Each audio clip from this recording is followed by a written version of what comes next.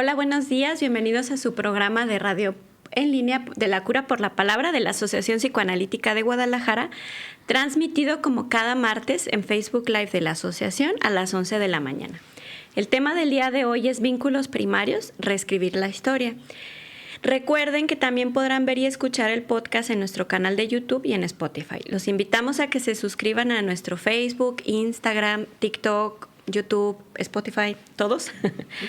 Y también los invitamos pues a que se suscriban a las páginas de la asociación, donde podrán enterarse más sobre los próximos capítulos que tendremos, ver los anteriores y también sobre todos los eventos que se tienen.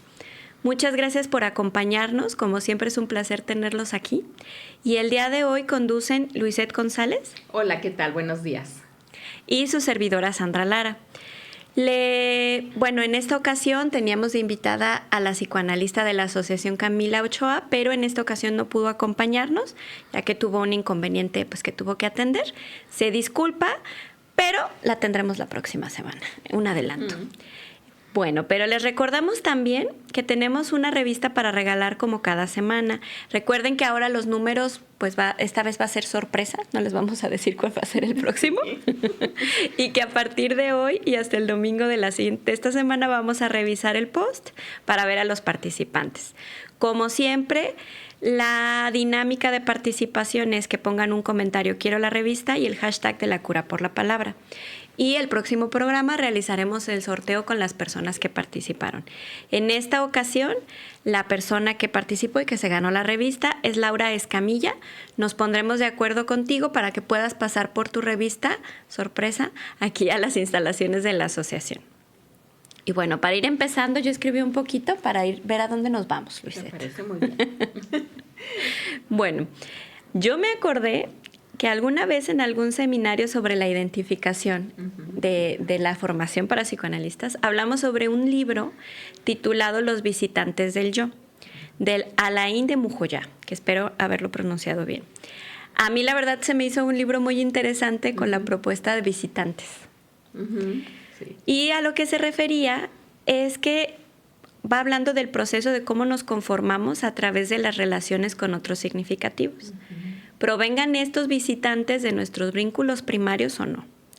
Lo que se resalta, a mi parecer, es que parte de nuestra historia está escrita en nuestra identidad.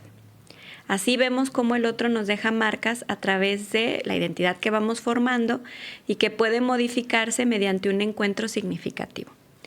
A esto es a lo que le apuesta el psicoanálisis, a una modificación a través del vínculo con el analista que no repetirá la historia, sino que traerá a un nuevo visitante. Una revisión y corrección de visitantes, y esto tiene que ver con cómo el otro deja huella en quienes somos actualmente. Pero bueno, para poder encontrarnos con quienes nos escuchan, yo quería que habláramos el día de hoy sobre a qué nos referimos cuando hablamos de vínculos primarios en psicoanálisis, para ir empezando. Me parece muy bien. Yo creo que hablar de vínculos primarios es como hablar de estas primeras relaciones con los primeros objetos de amor, ¿no? Que en este caso son los padres. Entonces, como de pronto los padres van dejando como una huellita, ¿no? Como tú dices, en lo que va a ser nuestro yo, ¿no? Y en lo que en ese entonces, cuando estamos chiquititos, es un incipiente yo, ¿no? O sea, como que apenas se está formando, ¿no?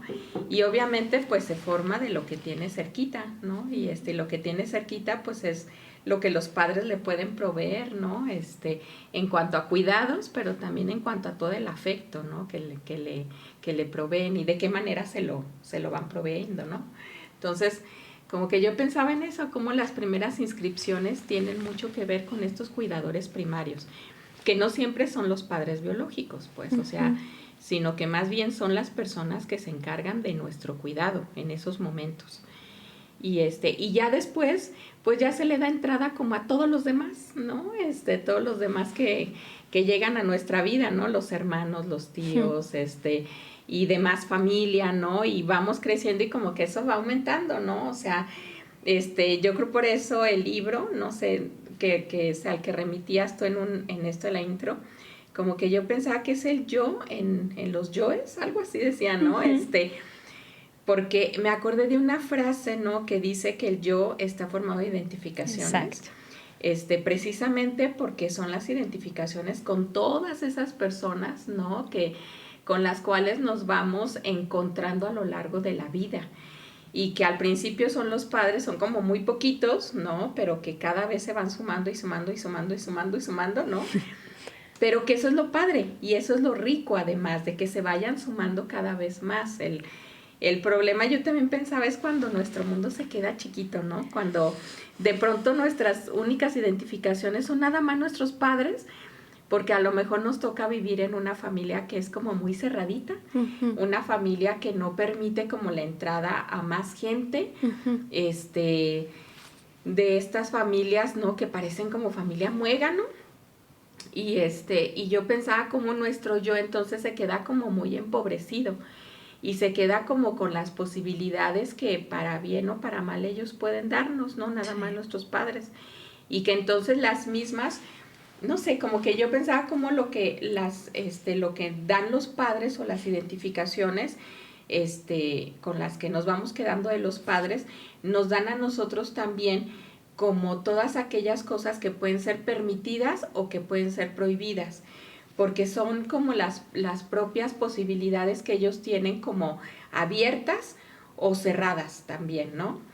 Y que en la medida en que nuestro mundo se va ampliando, ¿no? Con más personas, como que estas posibilidades también se van haciendo como mucho más grandes.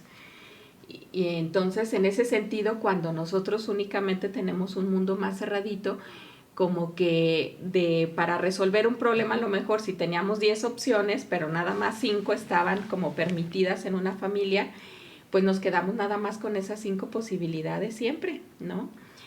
Y también pensaba cómo la terapia nos va ofreciendo como la posibilidad, ¿no? De poder incluso abrir esas, a lo mejor esas puertitas que antes estaban censuradas o estaban cerradas para nosotros, porque a lo mejor la familia no, pues ni siquiera las tomaba en consideración, y nos va abriendo como más puertitas, ¿no? Como para poder hacer las cosas de un modo diferente.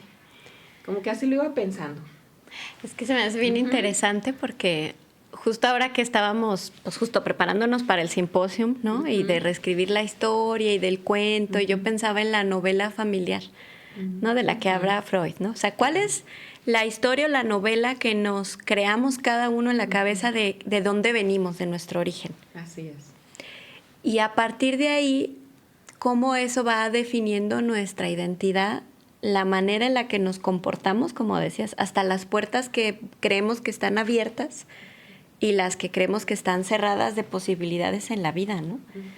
Entonces, a mí se me hacía muy importante y muy interesante, pensando también en todo lo que implica transformarse, ¿no? Y todo lo que va generando de conflicto hasta de identidad. Yo pensaba, sin irnos a la adolescencia, cuando empieza a haber cambios. Porque no es nada más que sea un cambio con uno mismo, sino que es un cambio, si pensamos en la identidad, ¿no? Con toda nuestra historia familiar y todos los agradecimientos, las lealtades, lo que ya tiene que ver con el sentimiento de deuda, con estos primeros vínculos que fueron los que nos trajeron a la vida y donde hubo esas primeras conexiones, ¿no? Así es. Oye, te iba a decir, Sandra, yo creo que ahorita que vamos hablando de todas estas cosas, se me vino a la cabeza esta segunda parte de la película de Intensamente, ¿no? Me parece que está como bien interesante traerla un poquito a cuenta, porque yo creo que se acomoda bastante bien, ¿no? Por ahí sabes que mientras ibas hablando yo iba pensando en mi cabeza, ¿no? Como que se me venía a la cabeza esta imagen del ramillete, ¿no? Que ponen ahí en la película como la metáfora de la identidad, ¿no? Y como este ramillete está en un inicio, como formado nada más de los vínculos primarios, justo, ¿no? O sea, como de estas relaciones con los padres, ¿no? Y a lo mejor estas primeras, a lo mejor, relaciones que uno va teniendo como con los amiguitos, ¿no? De la primaria, o sea, con estas con estos amiguitos que son muy entrañables, ¿no? Que parecen hasta familia, porque se la pasan todo el tiempo ahí en tu casa, ¿no? Y cómo va teniendo un solo color. O sea, a mí eso es lo que me llama mucho la atención, cómo tiene un solo color y cómo también la identidad en este personaje, ¿no? En Riley está como muy puesto nada más en que ella tiene la posibilidad de ser buena, pero nada más buena. O sea, no tiene la posibilidad de ser otra cosa, sino ella es buena persona. Y entonces así todo muy todo muy bonito, muy brillante, muy acomodadito, ¿no? Y cómo va transformándose eso después, ¿no? A ser un ramillete que después es de colores, ¿no? Y que entonces caben las posibilidades, sí, de ser buena, de ser una buena persona, pero también a veces de ser una no tan buena persona. Y a veces de ser envidiosa, pero también a veces de ser generosa, pero también, o sea, como todo eso, y que entonces ya se vuelve todo, o sea, como una paleta de colores, pues. Entonces, eso se me hace como muy lindo, pues, ¿no? Así, ella obviamente no va perdiendo su centro de quién es, y hay cosas que yo creo que son como nuestra esencia, pero cómo va pasando por todo un proceso también de transformación en el que se identifica para después desidentificarse, y que es necesario además, o sea, es necesario identificarnos con algo, identificarnos con alguien, porque, pues bueno, uno tiene que ir para algún lado, pero cómo después viene una etapa, ¿no? Viene un proceso o una etapa de la vida donde uno tiene que desidentificarse de esas cosas de las que uno se identificó al inicio y que fue necesario tener que hacerlo, y después decir, con esto sí me quedo, con esto no me quedo. Y entonces a partir de ahí como que va generando ella una identidad, pero como más propia, más genuina, más auténtica, o sea, pero que todo ese proceso, o sea, lo doloroso de ese proceso también, ¿no? O sea, porque implica dejar vínculos, y vínculos que son muy fuertes, y es como entrar en una etapa también de ir viendo qué tan fuerte era el vínculo, para ver si a pesar de estas transformaciones que uno va viviendo en la vida, se puede sostener con el tiempo o ya no. O cambiar, ¿no? Fíjate, porque a mí también me llamó mucho la atención este ramillete. Hay cuidado con los spoilers, ¿eh? Este ramillete, porque tenía que ver con sus creencias. Y yo pensaba que las creencias que hacen nuestra identidad, como dices, tiene que ver con nuestra historia. Y en nuestra historia es imposible que no esté la historia familiar. Claro. De alguna forma, ¿no? De alguna manera es la historia del origen, de dónde vine. Y aunque estén los padres presentes o no, los padres biológicos cumpliendo esas funciones, van a estar dentro de la historia porque es parte del origen. Sí. ¿No? O sea, Freud ya hablaba de esta pulsión epistemofílica, ¿no? De investigación, que empiezan los niños con la pregunta de dónde vienen los bebés, que la pregunta es de dónde vengo yo. Sí, claro. O sea, ¿cuál es mi origen? ¿No? Y me acordé de Piero Lanier, que también ella va hablando, ¿no? De que parte de la pregunta de dónde vengo yo es si los que me procrearon se querían, se odiaban, estaban en una situación de conflicto, ¿para qué me trajeron al mundo? Así es. Si tenía un lugar o no, ¿no? Si tenían un deseo por un hijo, por una hija, si vine al mundo después de la muerte de un bebé que no llegó, ¿no? De un bebé arcoíris, como le dicen ahorita, ¿no? O si fue cuando había un duelo, o sea, ¿cuál fue mi función o por así decirlo, mi lugar inconscientemente en esta pareja, ¿no? Que después, a la llegada del primer hijo, se vuelven una familia. Y de ahí yo pensaba que se vuelve tan importante, que es una de las primeras creencias constituyentes. Y que es con lo que empieza nuestro cuento, ¿no? Pensando en esto de la historia, ¿no? Así como Shrek cuando dice, érase una vez. Me estaba acordando, ¿no? Entonces, es todo cómo inicia el cuento de nuestra historia, y que en todo momento estén los padres biológicos presentes o no, pues va a tener que ver con el origen, ¿no? ¿De dónde vengo yo? ¿Quién soy yo? Producto de qué soy yo, del amor, del odio, o sea, sí, para aquí fue traído, ¿no? O sea, muchas preguntas bien importantes, ¿no? Fíjate que yo también pensaba, se me vino a la cabeza una serie que de hecho por ahí la comenté la semana pasada en el programa de La Ley del Padre, porque hay una familia, o sea, hablan como de varias familias en esta serie, pero hay una familia en particular que a mí me llama mucho la atención, que veo que es algo muy común en familias donde hay hijos adoptivos. Porque hay una hija, hay una chavita, ¿no? Que está justo en plena adolescencia, que empieza a preguntarse, o sea, ¿de dónde vengo yo? O sea, ¿quiénes fueron mis padres? Sí. Y si, o sea, simplemente me abandonaron, o sea, simplemente no me quisieron, simplemente a mi madre dijo, ya no la quiero, o cómo fue, o sea, cómo fue que de pronto me dan en adopción, claro, como con esta nueva familia, o sea, cómo fue que yo llegué aquí con ustedes. Y me llamaba mucho la atención cómo, a pesar de que la madre adoptiva le da como explicaciones de nosotros te elegimos desde el amor, y o sea, como que todas estas explicaciones, ¿no? De tú eres nuestra hija, pero del corazón, o una hija biológica, pero mira, o sea, no son suficientes. Porque o sea, no explican el origen. Claro, así es, como que hay una necesidad imperante, ¿no?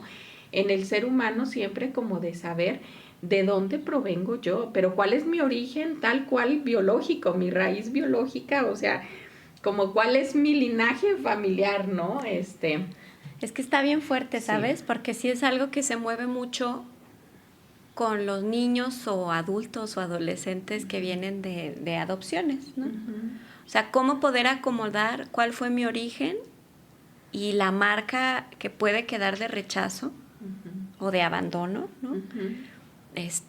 Y también la marca de cómo pertenecer a esta nueva familia.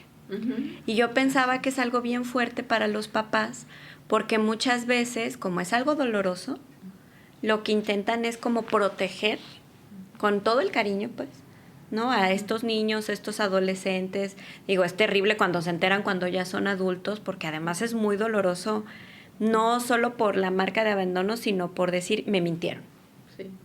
Porque al final yo pensaba, y yo al menos así lo pienso, uno tiene derecho a conocer su historia. Dolorosa, no dolorosa, la única manera en la que uno se hace dueño de su historia es conociéndola y construyéndola.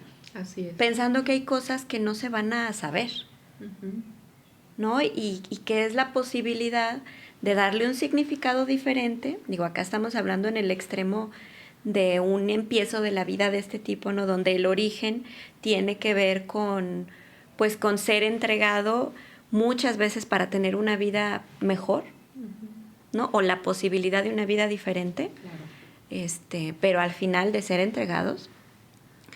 Y que el inicio de otra historia, pero donde ya hay una marca que, aunque no estuvieron presentes los padres biológicos, sí están presentes en nuestra historia.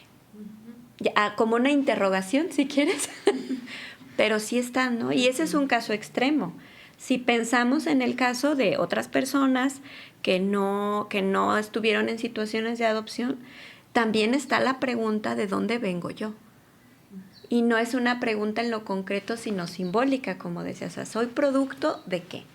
Del amor, de una compensación, de un deseo egoísta, de un deseo de vida, de un deseo de embarazo, de un no deseo. Y por más doloroso que sea la historia, yo pensaba que conocerlo, acomodar el dolor, vivirlo, da la posibilidad de darle la vuelta para el futuro. Ahorita me acordé de, no sé si has visto la película de Una familia del futuro. No la he visto. Ay, está genial, es que me acordé porque sí, acabo de ver hace poquito. Porque justamente habla de un chico que fue dado en adopción, que no encontraba a su familia, pero era un chico inventor. O sea, era muy creativo, ¿no? Entonces, cuando se da cuenta o cuando de repente se le ocurre que su mamá, pues, o sea, que puede recuperarla, inventa algo para recordar cuál era su rostro. Ajá. Pero todo el rollo es que del futuro llegan al pasado porque ahí hay un rollo, ¿no? Entonces, este niño acaba conociendo sin saber a su futuro hijo. ¿Qué tal? Que va al pasado para ayudarle y luego va al futuro y conoce a su futura familia. Entonces, todo este juego había como un lema que decía como de mirar hacia el futuro, ¿no? Como de seguir caminando. Era el lema que este chico, cuando es adulto, tiene, ¿no? Y por el que hace todas sus invenciones y tal. Pero el caso acá es que la historia de lo que trata es que si uno se queda clavado en el pasado, por más doloroso que sea, uno no va a poder construir un futuro. Así es. Y se me hace muy simbólico porque en esa película se juntan los tres tiempos, o sea, se junta el pasado desconocido, ¿no?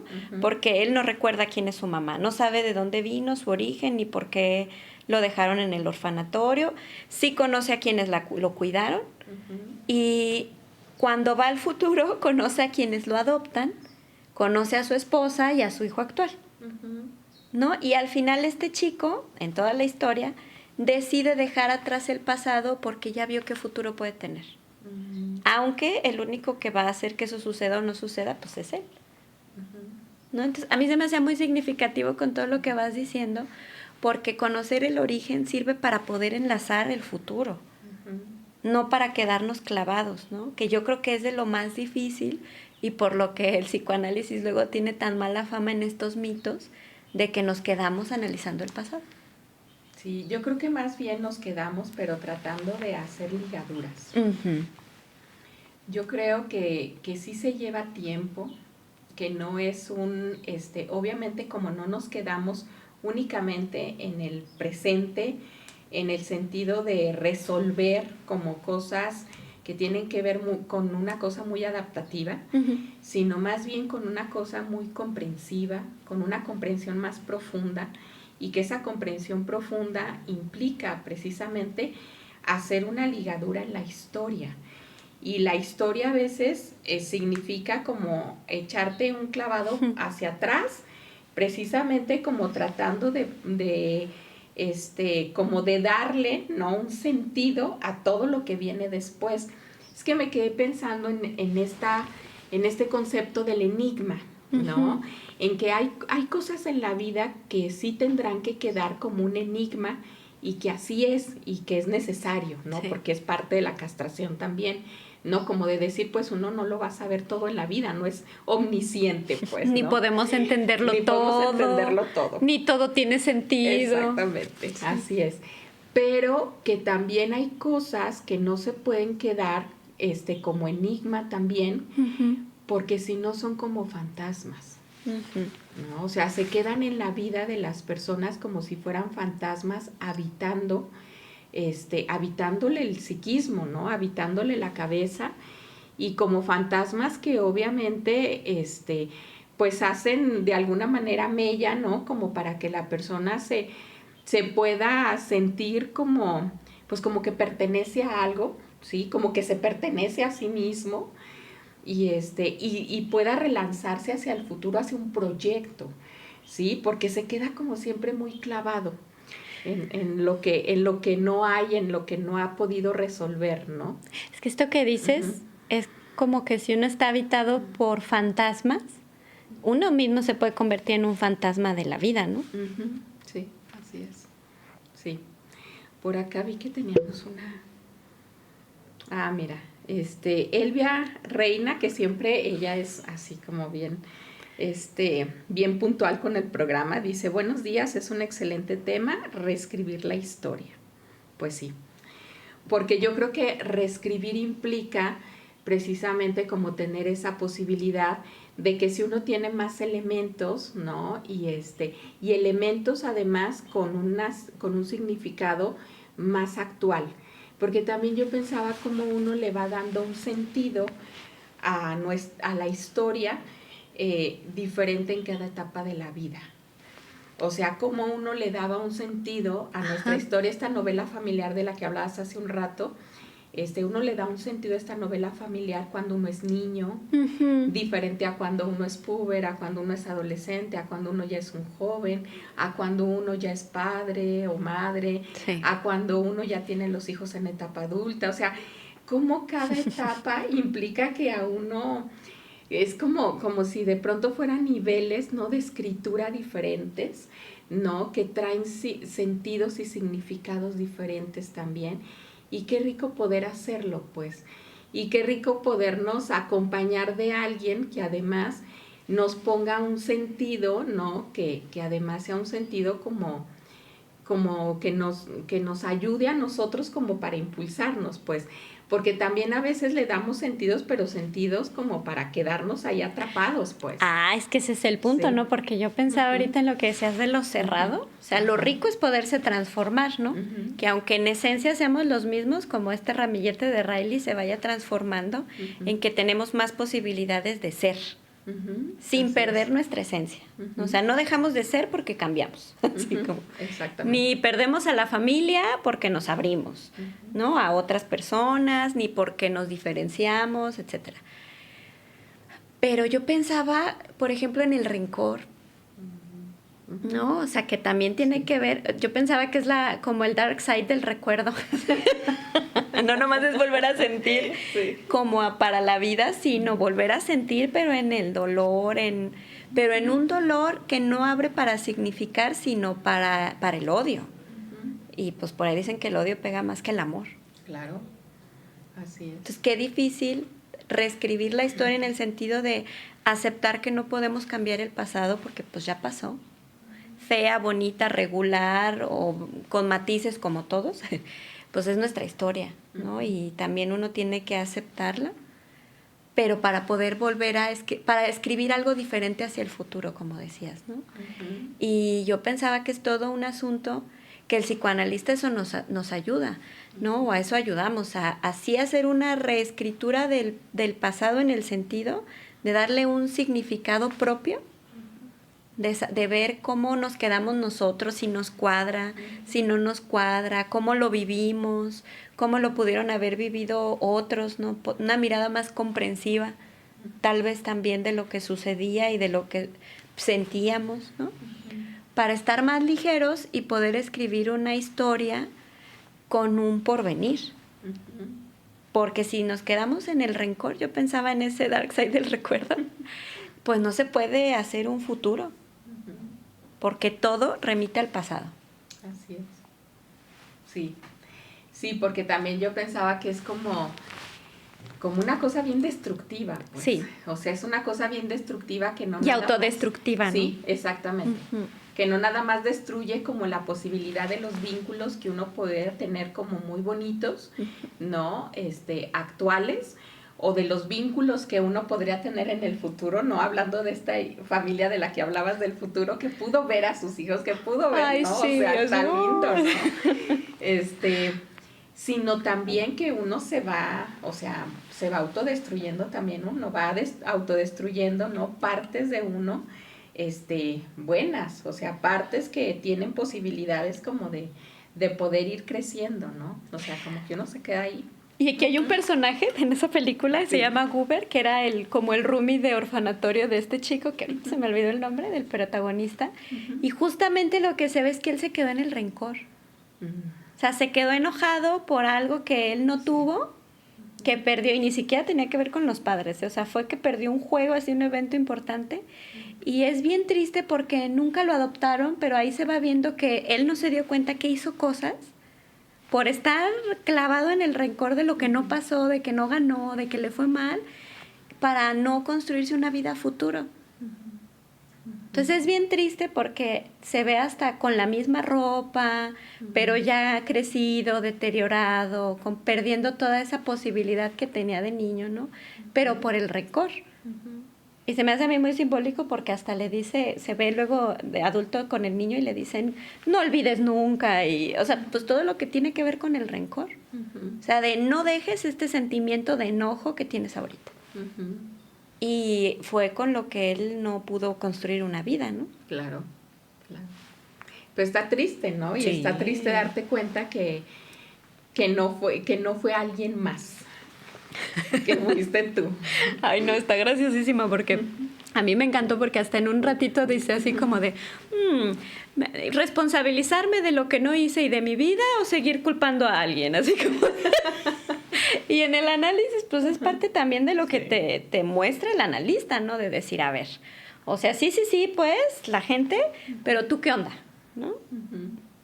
Exactamente. Que yo creo que por eso de pronto resulta doloroso. Uh-huh. Resulta doloroso porque es verse a uno mismo, pero no es verse como para poder como darle a cada quien su facturita, ¿no? Sí, no es como para ver uno lo que uno hizo, lo que uno rompió, ¿verdad? Como que uno le dan su propia facturita y a veces sale cara, pues. Y entonces es muy doloroso decir, híjole, pues yo creí que había sido tal, y resulta que todo el tiempo fui yo. Pues sí, pero es que justo lo doloroso y lo que da la posibilidad es de decir, a ver, o sea, si yo soy con el que puedo hacer algo, entonces sí puedo hacerme una vida diferente. Dentro de las posibilidades de la realidad, ¿no? También, ¿no? O sea, de poder decir con lo que tengo en la realidad, qué me gusta, qué no me gusta, qué quiero, qué no quiero, por qué quiero luchar para poder dejar algo atrás en el pasado, ¿no? De verdad. Y esa es una posibilidad grande de al menos tener como ese chance de decidir. De decidir qué va a ser mi personaje de aquí en adelante, ¿no? Así es, sí. Es que fíjate, esto que dices me parece muy bueno, porque responsabilizarte también implica que entonces es como devolverte la voluntad y la libertad para poder hacer algo. Sí. Porque si tú le dejas entonces toda la factura, ¿no?, a los otros, entonces tú no tienes posibilidad de hacer nada porque pues parece un destino ya trazado. Y entonces tú no puedes cambiarlo porque ya eso te hicieron, es una marca indeleble que no se va a volver a quitar jamás. Y entonces pues ya tu vida tiene un destino ya fatal, ¿no? Ahora sí que me acordé de estas películas del Destino Final o algo así se llama, ¿no? Que hicieron lo que hicieron. Lo que hagas, de todos modos siempre va a pasar, ¿no?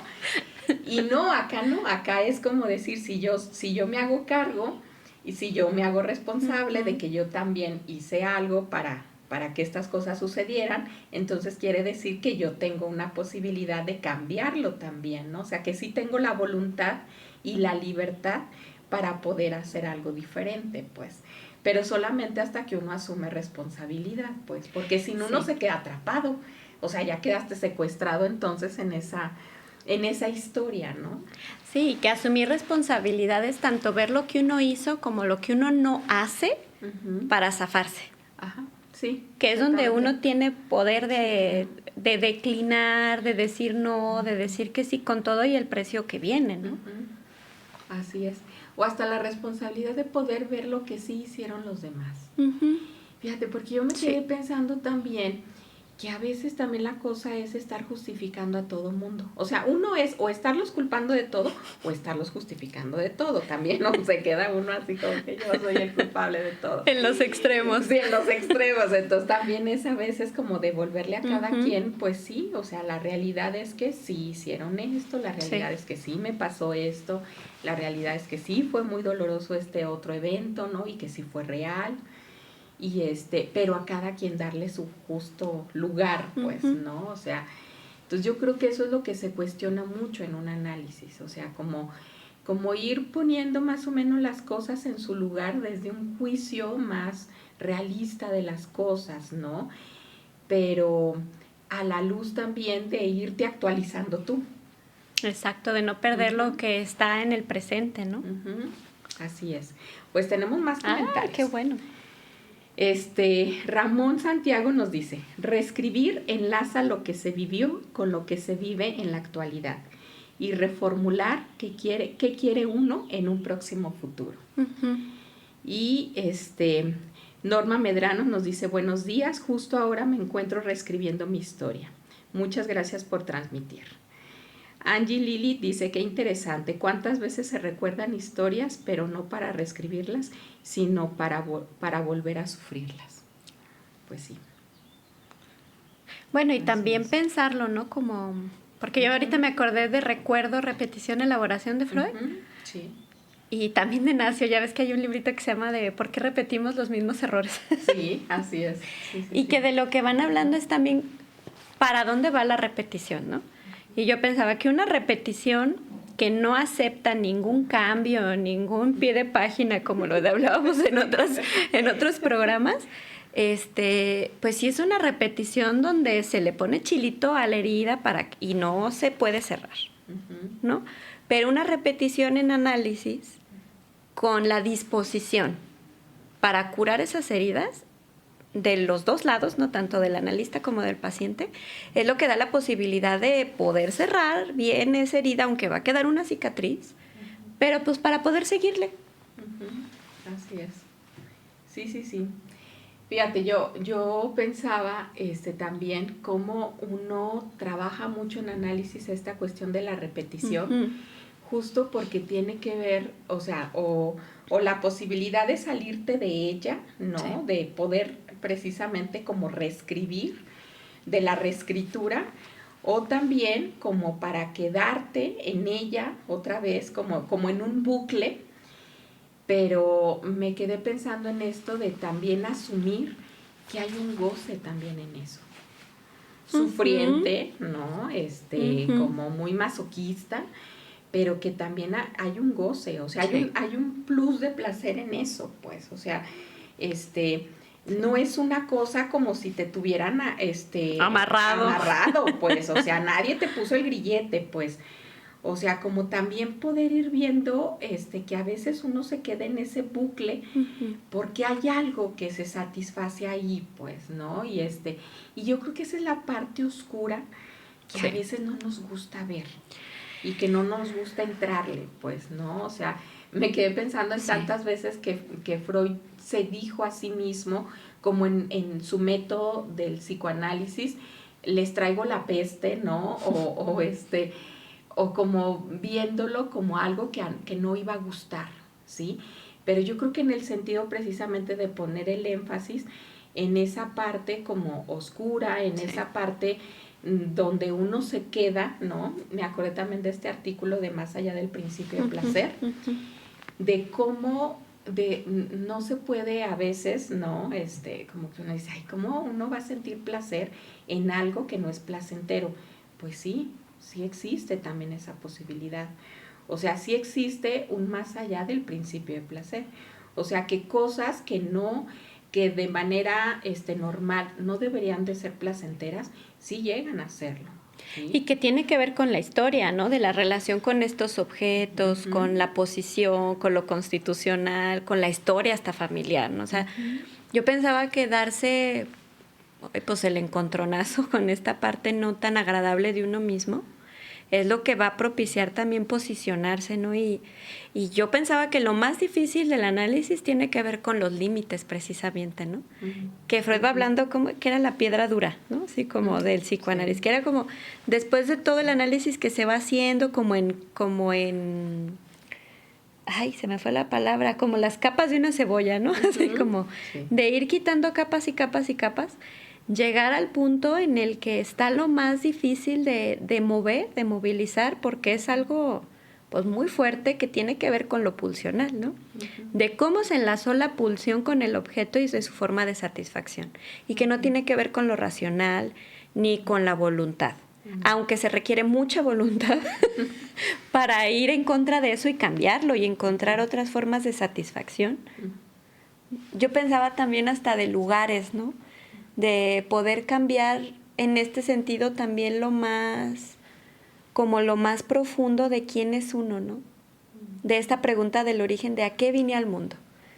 Si yo me hice la idea inconsciente, ¿no? De que vine al mundo a sufrir, de que de lo único que soy dueño es de mi dolor y mi sufrimiento, pues va a estar canijo que lo suelte. Claro. Porque ¿y entonces qué me queda? De que me agarro, ¿no? O sea,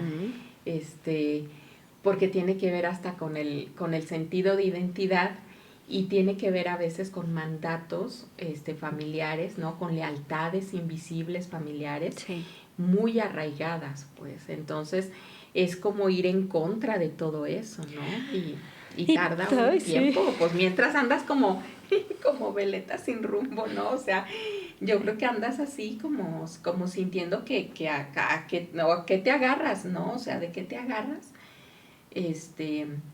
Pero es un caos necesario, pues, a veces. Sí, o peleando por sentir que se le quita, que el analista nos quita, ¿no? yo estoy peor con ustedes de que vengo, dicen a veces, ¿no? O sea, yo ni estaba así, yo ni tenía tantos problemas. Sí, que la cosa es que ahora los ve la persona y ve con su participación, pero también pensaba en todo el conflicto cuando se llega también a esos puntos decisivos del análisis, no hablando de la reescritura, como de los, ahora sí que de los clímax de nuestra historia familiar o de nuestra historia, pues sí, de quiénes somos, pues porque es como toda una revolución, así como en la película de Intensamente, de que se caen todas las islas. ¿Y con qué se queda uno? Así es. Y bueno, por suerte se va construyendo cosas en el día a día, que es parte de lo que también ayuda el análisis y por eso lleva tiempo. Y uno se puede agarrar también del porvenir. Yo me acordaba ahorita con lo que decías de algo que alguna vez Adriana Lira me dijo en alguna supervisión, que era como a veces como paciente uno no puede ver hacia dónde va a ir. Es como que está una barda, ¿no? Y dice, y uno tiene que confiar en que el analista ve que hay del otro lado. Que no sabemos qué va a hacer porque pues es lo que construye el paciente, ¿no? Sea uno o sea el paciente con el que uno esté trabajando. Pero sí con que sí hay una posibilidad. Aunque hay que tumbar cosas, ¿no? Claro. Y pues los cimientos es lo más difícil de quitar, yo creo. Es que fíjate, está bien linda esto que dices, ¿no? Que te decía Adriana, porque es como yo confío, o sea, yo confío en usted y usted confía como en mí. En mí. Y en el método. Confía en que si hay algo, o sea, que sí hay algo para mí y que yo sí puedo lograr algo detrás de esa barda que ahorita no veo que hay detrás, pero usted ya vio algo que yo todavía no veo, no logro ver. Pero yo confío en que si hay algo, pues, porque usted ya lo vio. Y entonces de esa manera yo me sostengo, ¿no? O sea, yo me sostengo y le sigo hacia adelante, pues, o sea, no miro para atrás, ¿no?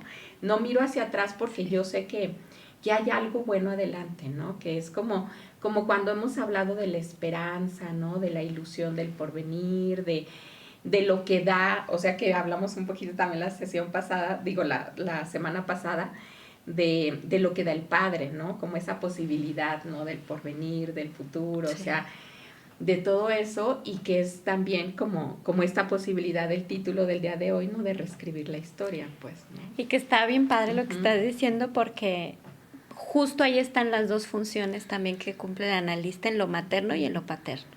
¿No? Que en ese sentido es lo que posibilita la reescritura de los vínculos primarios.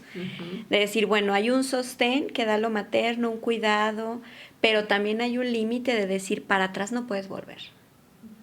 Exacto. Tu posibilidad está allá. O sea, niño de 3 años no puedes volver a ser. Y ahorita a los 30 y tantos, 40 y tantos, 50 y tantos, 20 y tantos, 10 y tantos, no puedes compensar lo que no tuvo ese niño de 2 años, 3 años, 1 año. Puedes construir para el futuro. Así es. Pero ahí también está como esta parte de la castración del límite, como cuando en esta función del padre dice, con tu mamá no. O sea, en el origen no, pero para el futuro sí. ¿No? Y yo pensaba que lo que ve el analista no es así como que su bolita mágica de qué va a hacer este paciente, ¿no? Sino es la confianza de la posibilidad que tiene cada paciente y cada persona de transformar y de crear algo diferente a sus posibilidades. Llegue a donde llegue. Sí, esa parte está bien bonita también, porque es llegue a donde llegue, o sea, sin una exigencia y sin un deseo previo de que tiene que ser esta la meta. O sea, uno no le pone el ideal a las personas, sino que las personas lo van construyendo, y lo van construyendo también en la medida que uno se va conociendo más a sí mismo. Uno va conociendo también cuáles son los límites también de uno, o cuál es el deseo de uno de hasta donde uno quiere llegar, de hasta donde uno se siente cómodo de llegar, ¿no? Y de decir, pues aquí, o sea, a lo mejor, no sé, alguien más, pues le avanza un poquito más, pero no soy yo. O sea, es un otro, ¿sí? Que no soy yo. Entonces, yo nada más aquí. Y aquí me siento a gusto, aquí me siento cómodo. Y ese es mi deseo también, ¿no? Y es muy válido, ¿no? Que yo creo que por eso hablan muchos analistas, ¿no? Como Bion, esto de desaparecerse, ¿no? Sí. Del borrarse, ¿no? Sin memoria y sin deseo, en el sentido de que uno como analista no le pone en la cabeza, ¿no? Al paciente como esos ideales, porque si no entonces, o sea, pues va a ser más de lo mismo, ¿no? O sea, los ideales que ya trae uno de los vínculos primarios, de los que uno se tiene que deshacer para que entonces sean los ideales propios, pero no va a entrar uno ahora a una relación donde el analista le va a poner ahora a uno sus ideales, ¿no? Sino que uno sí se identifica también de eso. Yo creo que el único deseo es que le vaya bien a esa persona, ¿no? Que le vaya bien, o sea, que pueda lograr cosas con sus posibilidades hasta donde quiera, ¿no? Que encuentre su deseo. Y pero pues no sabemos cómo va a ser. O sea, uno lo acompaña, ¿no? Y uno más o menos va vislumbrando cosas, ¿no? Obviamente, pero pues esa persona lo hará a su ritmo también, a su tiempo y sin exigencias y como en una aceptación también, ¿no? De muy comprensiva, ¿no? De qué quiere, ¿no? La persona. Sí. Y de qué está dispuesto a hacer, hasta dónde quiere llegar, ¿no? Como... Claro. Yo pensaba en esto que ibas diciendo, pues que también pues que es parte del don de lo que se va hablando, que se da como con esto de la terminación del complejo de Edipo, ¿no? De pasar la estafeta. De decir, bueno, todo esto es tuyo, para que hagas lo que quieras. Me acordaba que Recalcati en el libro del secreto del hijo hablando de la herencia, ¿no? Y decía, a ver, el trabajo de cada sujeto es hacerse dueño de su propia herencia, para hacer con ella lo que quiera. Sin lastimar a otros y pues toda esta parte que también tiene que ver con los límites, la castración y pues el vivir en sociedad, ¿verdad? Claro. Sí. Fíjate que a mí se me vino la escena de una película, que ahorita no me acuerdo bien cómo se llama, pero es de un jugador de fútbol americano, que es adoptado cuando es como adolescente por una familia, ¿no? Y que entonces, pues la mamá es así como más exigente, ¿no? La mamá adoptiva, y entonces llega un momento, ¿no? Donde ella también pues va pasando por un proceso, ¿no? Donde le tiene que bajar 2 rayitas también a su super yo exigente y que quiere ver a los hijos así como muy exitosos. Y entonces le dice, ¿no? A él, pues está bien, como que tú serás lo que tú quieras ser, ¿no? Y el hijo le dice, así como un poco tanteándola, o sea que si yo quiero ser un, nada más empleado y hacer hamburguesas en un lugar, ¿puedo hacerlo? Y ella así como, ¡ay! Pues bueno, pues sí puedes, ¿no? O sea, y entonces, pero se me hace curioso porque es, a final de cuentas, como la posición en la que se deberían de colocar también, ¿no? Como estas figuras, ¿no? Parentales, ¿no? Estas figuras primarias, como de poder decir, pues me aguanto.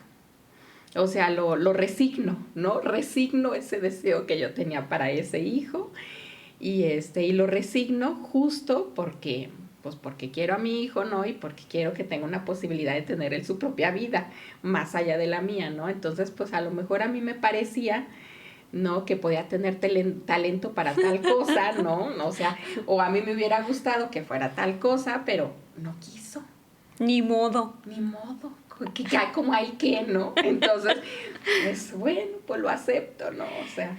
Y que a veces ¿sí? los vínculos, bueno, pues estos objetos primarios, llámese padre, madre o quienes cumplieron esa función, no pueden hacerlo en vida o no pueden hacerlo, pues porque no pueden, pero uno tiene la oportunidad de quedarse con el derecho o de apropiarse de ese derecho en análisis, ¿no? Y yo creo que eso también hace mucho la diferencia, porque yo pensaba, si uno, pues porque ahora sí que se detiene o no puede hacerlo, sentirse con la autorización para hacerlo, si uno no lo escucha de viva voz del papá, la mamá o con quien sea que cumple estas funciones, pues está muy triste, ¿no?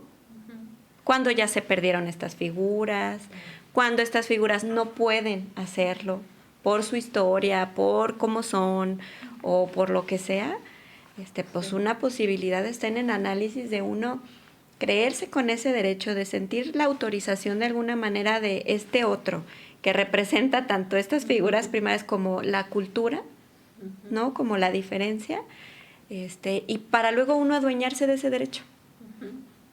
Sí. Déjame, doy unos anuncios. Sí, claro que sí, adelante.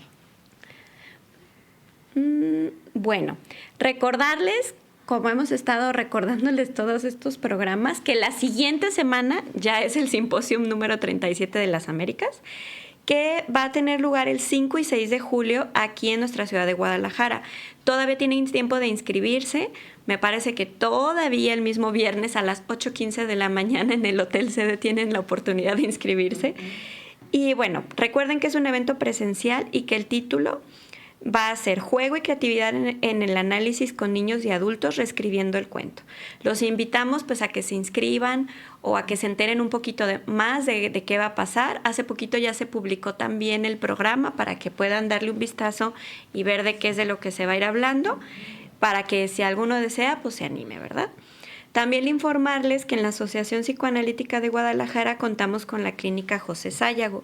Se encuentra ubicada en Paseo de la Arboleda 632 en Jardines del Bosque, aquí en Guadalajara, Jalisco, y todavía contamos con trabajo en línea y presencial.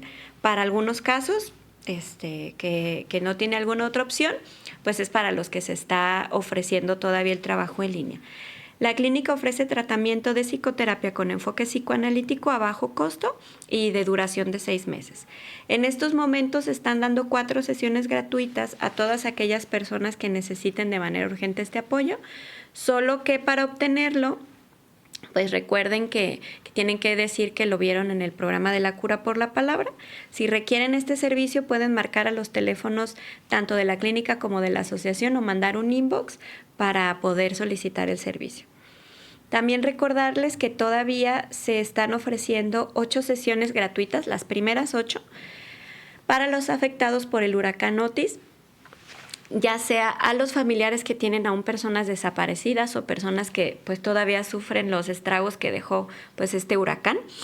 Y recuerden que para saber más sobre cómo funciona o cómo solicitar este servicio, pueden pues ver la página de Facebook o pedir información.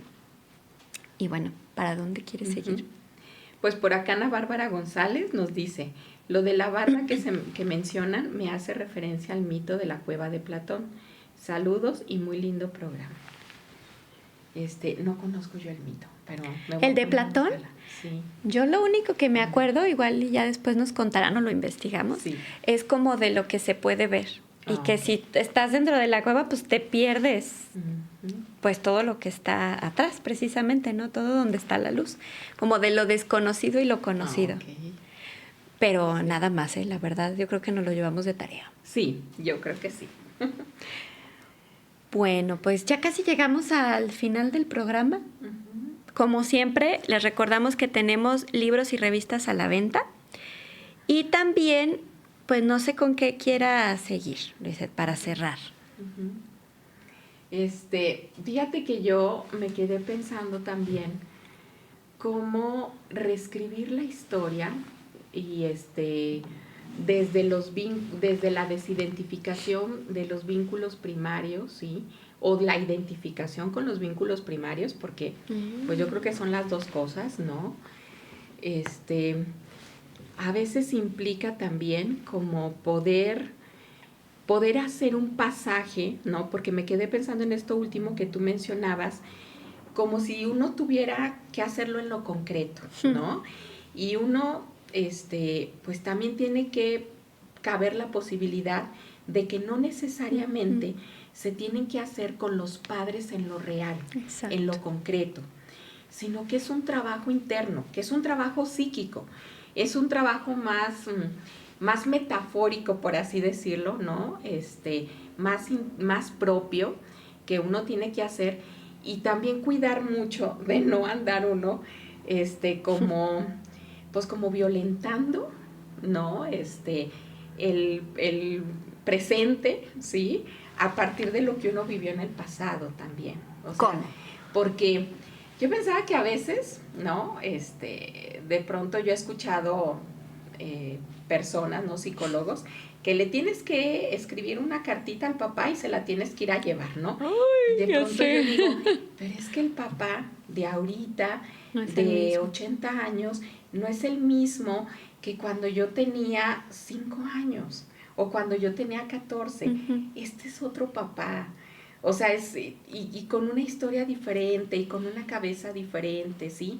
Entonces, no entiendo, me parece hasta algo un poco a veces como medio violento, ¿no? No entiendo en qué me puede ayudar, ¿no? Que yo le pueda hacer toda esta serie de reclamos, ¿no?